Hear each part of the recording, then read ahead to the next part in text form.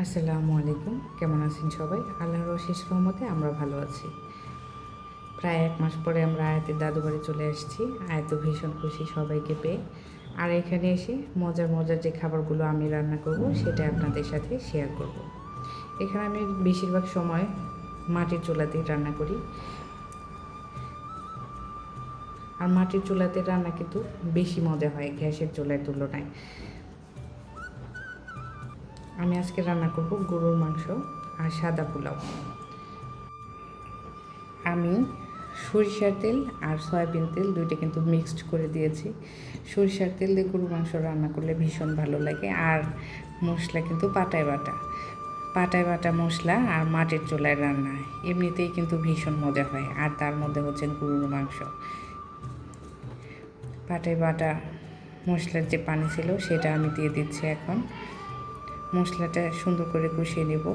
এখানে দিয়েছি আদা বাটা, রসুন বাটা, পেঁয়াজ বাটা, পেঁয়াজ কুচি, জিরা বাটা আর ৮-১০টা সাদা এলাচ,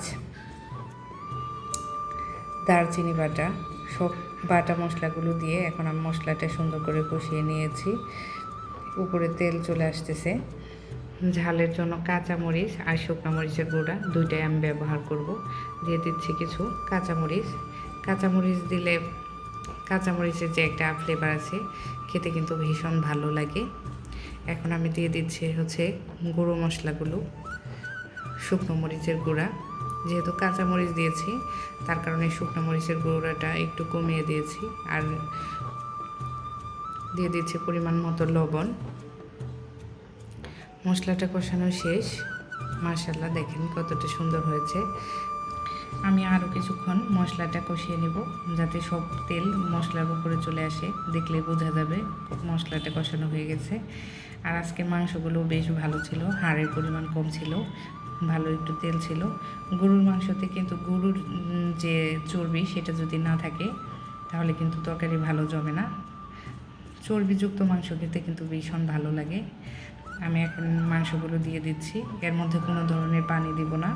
এই মশলাটা দিয়েই মাংসটা কষিয়ে নেব। আর মাংস থেকে যে পানিটা উঠবে সেটা দিয়ে কষাবো। এখন মাংসের সাথে মশলাগুলো সুন্দর করে মিশিয়ে নিচ্ছি। মাটির চুলার রান্না কার কার ভালো লাগে কমেন্টে জানাবেন। আর গ্যাসের যে দাম এখন, শহরে খুব খারাপ অবস্থা যারা শহরে থাকে।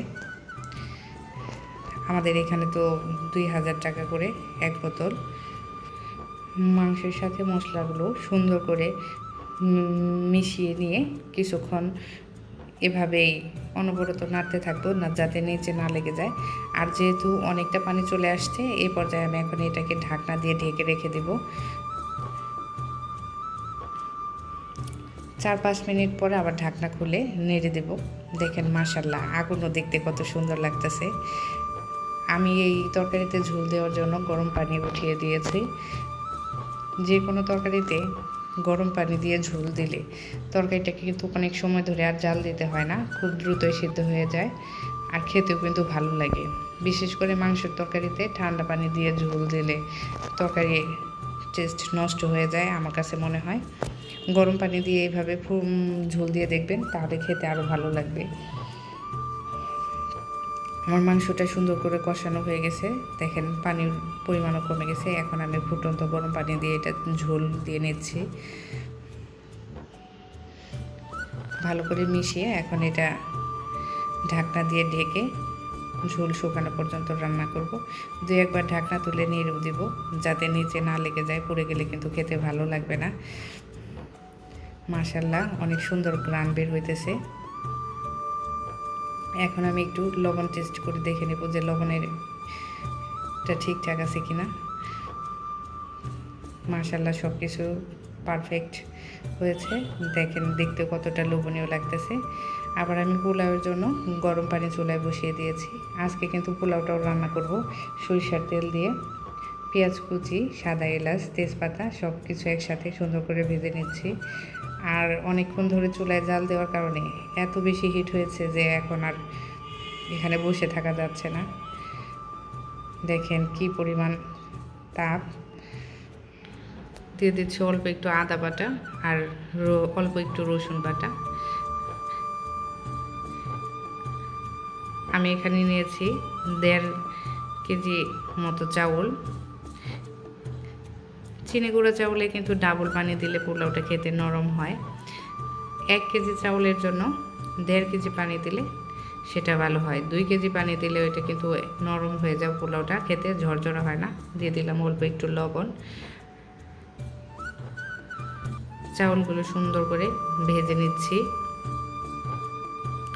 এখন এর মধ্যে ফুটন্ত যে গরম পানি ছিল সেটা দিয়ে দিচ্ছি। এটাতে কিন্তু হলুদ ব্যবহার করি নাই, যেহেতু সরিষার তেল ব্যবহার করছি। তেলগুলো উপরে চলে আসছে, এর কারণে লাল লাল দেখা যাচ্ছে। মাশাআল্লাহ, আমার পোলাওটা হয়ে গেছে। এখন আর আমি কোনো ধরনের চাল দেব না, ওই অল্প একটু কাঠ থাকবে। আর চুলা থেকে নামিয়ে রেখে দেব, এমনিতেই হয়ে যাবে। অল্প একটু শক্ত আছে, এটা চুলার সাইডে রেখে ঢাকনা দিয়ে রেখে দিলেই সুন্দর পারফেক্ট হয়ে যাবে। মাশাআল্লাহ, দেখেন পোলাওটা কত ঝরঝরে হয়েছে। ভালো থাকবেন সবাই।